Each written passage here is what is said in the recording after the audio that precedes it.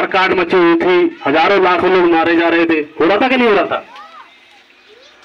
और ऐसे दौर में जब सांप्रदायिक शक्तियां बहुत हावी थी, चाहे वो मुस्लिम पक्ष से हो और चाहे वो हिंदू पक्ष से, सांप्रदायिक शक्तियां बहुत हावी थी। तो ऐसे में जो मुस्लिम नेता थे उस समय के, वह धर्म के नाम पर अपना देश मांग रहे थे, पाकिस्तान। और जो भारत में जो हिंदू नेता थे वह धर्म के नाम पर बोल रहे थे कि जब मुसलमानों का देश होगा तो ये बचा हुआ देश हिंदुओं का होगा। तब बाबा साहब ने ये कहा, इस दबाव के बाद भी, और ध्यान रखिएगा तब आज जैसा दौर नहीं था। जो आज तो हम लोग काफी बाबा साहब को पढ़ लिख लिए, जान लिए, उनके बहुत सारे अनुयायी इस देश में मौजूद हैं। आज तो सब लोग सीखे हुए हैं, बहुत साक्षरता भी बहुत अच्छी खासी है। उस समय तो हमारे समाज के सबसे ज्यादा पढ़े लिखे आदमी वही थे। उसके बाद इक्का दुक्का कोई देश में पढ़ा लिखा दलित होगा। तो ऐसे समय में जब वो पूरे समाज में, इस करोड़ों की जनसंख्या वाले समाज में अकेले उनके नुमाइंदे थे, और इस देश का, दुनिया का सबसे बड़ा धर्म के नाम पर बंटवारा हो रहा हो, और एक पक्ष धर्म के नाम पर एक देश मांग रहा हो और दूसरा पक्ष ही कह रहा हो कि अगर एक मुसलमानों के नाम पर देश बनेगा तो हिंदू के नाम पर हिंदुस्तान भी एक देश बनेगा, जो हिंदुओं का देश होगा। तो जब ऐसी स्थितियां थी, उस स्थिति में बाबा साहेब ने यह कहा कि अगर भारत हिंदू राष्ट्र बनता है तो इससे भयावह कुछ नहीं हो सकता। ऐसा उन्होंने क्यों कहा? कि वो ये जानते थे कि अगर ये देश हिंदू राष्ट्र बनता है तो उसमें कुछ चुने हुए लोगों पर सत्ता का अधिकार होगा, सत्ता कुछ चुने हुए लोगों के पास में होगी।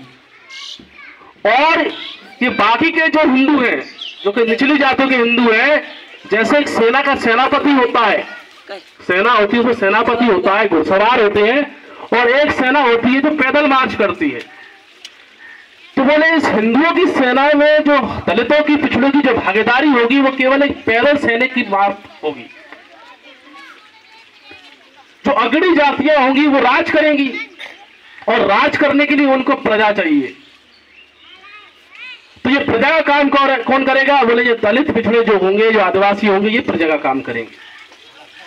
और कभी भी हिंदू राष्ट्र अगर ये देश बन गया तो इस देश में, हिंदू राष्ट्र में, दलितों पिछड़ों के लिए समानता की बात करना नामुमकिन है। इसलिए उन्होंने हमेशा हिंदू राष्ट्र का विरोध किया और इस देश को हिंदू राष्ट्र नहीं बनने दिया।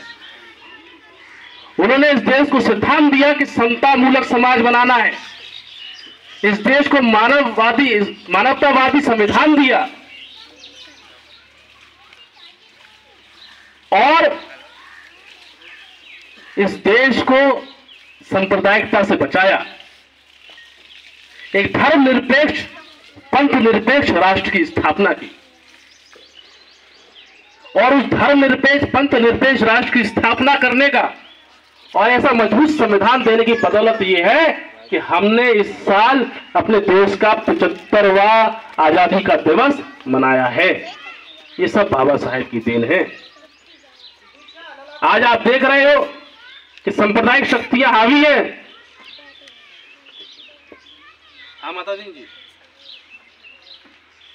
हाँ तो डॉक्टर साहब आ गए हैं, मैं मतावली पे हूँ, बस एक कार्यक्रम खत्म करके बस पहुँच रहा हूँ। तो डॉक्टर साहब से मेरी बात हो गई, ठीक है। मुझे 10 बजे का बोला था आपने, तो मैं बस पहुँच रहा हूँ, ठीक है। तो बस मैं पहुँच रहा हूँ, ठीक है, आधे घंटे में, है ना।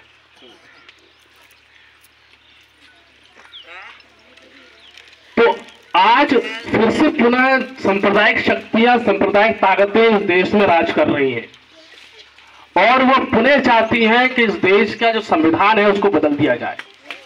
हम देख रहे हैं कि आज इन सांप्रदायिक शक्तियों के जो तारणकर्ता है, चाहे वो राजनेता हो, चाहे वो कोई कथावाचक हो, ये सब लोग आजकल हिंदू राष्ट्र की बात कर रहे हैं कि हम तो देश को हिंदू राष्ट्र बनाएंगे, हिंदू राष्ट्र बनाएंगे। आप बताएं, अगर इस देश में कोई बोल दे कि हम सिख राष्ट्र बनाएंगे तो वो देशद्रोही होता है कि नहीं होता? कोई अगर इस देश में सिख राष्ट्र की बात कर दे तो देशद्रोही होगा कि नहीं? तो होगा। उसको खालिस्तानी बोलेंगे। अभी चल रहा है। कोई इस देश को मुस्लिम राष्ट्र बनाने की बात करे तो वो देशद्रोही होगा कि नहीं होगा? तो जो हिंदू राष्ट्र की बात करता है तो वो देश का शुभचिंतक कैसे? जब ये देश में संविधान में लिखा है कि ये देश धर्मनिरपेक्ष और पंथ निरपेक्ष देश है, इसमें सभी जातियां सभी धर्म बराबर के हैं, सभी को बराबर के अधिकार है, ऐसे में अगर कोई संविधान के विरुद्ध जाकर और संविधान को अगर धर्मनिरपेक्ष और पंथ और हिंदू राष्ट्र बनाना है, ध्यान रखिएगा, जब तक भारत का संविधान जिंदा है, बाबा साहब का लिखा हुआ संविधान जिंदा है, तब तक भारत हिंदू राष्ट्र नहीं बन सकता। यह संभव ही नहीं है, यह असंभव है। भारत के संविधान के लिखे हुए अनुच्छेद भारतीय जनता पार्टी और आरएसएस को यह इजाजत नहीं दे सकते कि इस देश का वो हिंदू राष्ट्र में तब्दील कर दे या हिंदू राष्ट्र की घोषणा कर दे। अगर भारतीय जनता पार्टी को भारत को अगर हिंदू राष्ट्र बनाना है तो सबसे पहले उन्हें भारत के संविधान को मिटाना होगा। और जब तक हम लोग जीवित हैं, बाबा साहेब के अनुयायी जीवित हैं, तो आप मुझे बताइए, क्या कोई भारत के संविधान की तरफ एक उंगली भी उठा सकता है क्या? बताओ, आपके रहते हुए कोई भारत के संविधान पर उंगली उठा सकता है क्या? उठा सकता है क्या? जोर से बोलो। नहीं उठा पाएगा, कोई नहीं क्या पीछे वाले उठा लेगा? सोते रहोगे क्या? तो जहां नहीं बोल पाए तो वहां कैसे बोल पाओगे फिर? तो याद रखिएगा, अगर संविधान की रक्षा करनी है तो जिन शक्तियों से बाबा साहेब लड़के आए उन शक्तियों को फिर से हावी नहीं होने देना है। आपके वोट का अधिकार भी छीन लिया इन्होंने। वोट का अधिकार किसने दिया था? किसने दिया वोट का अधिकार? बाबा साहब ने दिया ना। वोट के अधिकार से क्या हुआ, आपको पता है कि नहीं पता क्या हुआ? बैठे थे स्वतंत्र। वोट के अधिकार से ये हुआ कि पहले राजा का बेटा रानी का बेटा राजा बन जाता था, पेट से बन के आता था ना, पेट से बन के। जो भगवान ने जिसको स्कूल में जिसको जन्म दिया वो राजा बन गया। सत्ता आपके हमारे पास नहीं थी, आप और हम सत्ता में भागीदार नहीं थे। कितनी हजारों साल गुजर गए, कितनी पीढ़ियां हमारी गुजर गई, ये सत्ता क्या होती है हमारा समाज जानता नहीं था। सपने में ये सत्ता हम लोगों के पास तक पहुंचेगी तो सपने में कोई कल्पना भी नहीं कर सकता था।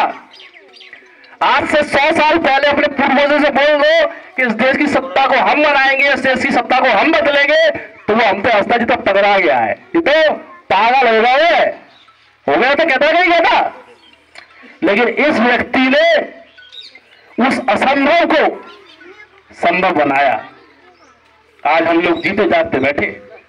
वो संभव कैसे बनाया कि रानी का बेटा हो, चाहे अंबानी का बेटा हो, चाहे अडानी का बेटा हो, चाहे सिंधिया का बेटा हो, चाहे और हमारे यहां माता दीन जाटव का बेटा हो, सबका वोट एक बराबर एक समान होगा।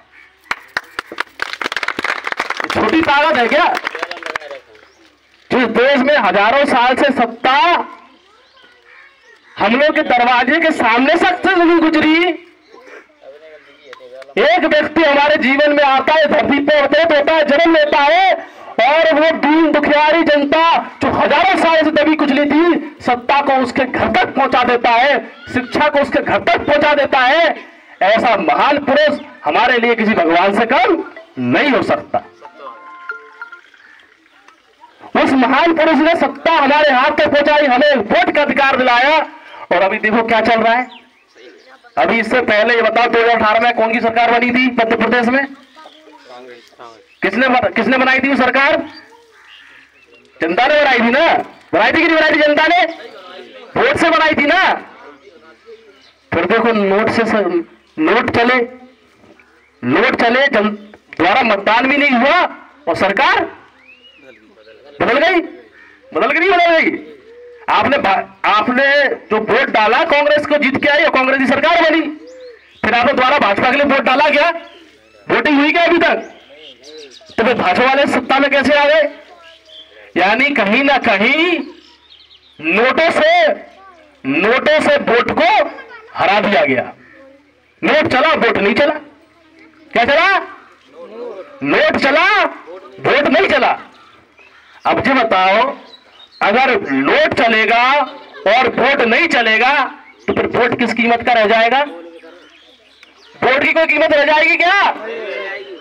और अगर वोट की कीमत नहीं रह जाएगी तो बाबा साहेब ने जो हजारों साल की गुलामी से आप लोगों को आजाद कराया था, वो गुलामी तो वापस लौटेगी कि नहीं लौटेगी? जो सत्ता की चाबी वो आपको दे गए, वो सत्ता की चाबी आपके पास रह जाएगी कि नहीं रह जाएगी? नहीं रह जाएगी। इसलिए बोलता हूं, और मध्य प्रदेश अकेला ऐसा राज्य नहीं है जहां वोट पे नोट चले हो। भारतीय जनता पार्टी की सरकार ने 7 राज्यों की, भारत देश में 7 राज्यों की सरकार इसी तर्ज पे गिरा दी। और ध्यान रखिए, कोई पार्टी वाली बात नहीं है, कांग्रेस बीजेपी की बात नहीं है, ये तो मैं आपके वोट की बात कर रहा हूं कि अगर वोट का अधिकार, सबसे बड़ा अधिकार बाबा साहब आपको दिला के चले गए और आपका वोट का अधिकार ही नहीं बचा, तो फिर बचाओ संविधान काहे का संविधान बचा? और बाबा साहेब का किया हुआ सब कुछ पानी में चला जाएगा कि नहीं चला जाएगा? इनकी जो वर्षों की मेहनत थी वो पानी में चली जाएगी नहीं चली जाएगी? और ध्यान रखना, बाबा साहब ने ये बोला था कि ऐ मेरे समाज के लोगों, मैं बड़े परिश्रम से अपना खून पसीना देख के, अपने 4-4 बच्चों की कुर्बानी देकर इस मिशन को यहां तक लेकर आया हूं। अगर मेरे समाज के लोगों, अगर तुम इस मिशन को आगे नहीं ले जा पाओ, इस कारवां को आगे नहीं बढ़ा पाओ, तो इस कारवां को पीछे भी मत जाने देना। इसलिए आज के दौर की जो लड़ाई है, आज हम लोग जो लड़ाई लड़ रहे हैं इस समय, वह इस देश के संविधान को बचाने के लिए और बाबा साहेब के द्वारा इस बनाए हुए देश को बचाने के लिए हम लोग लड़ रहे हैं।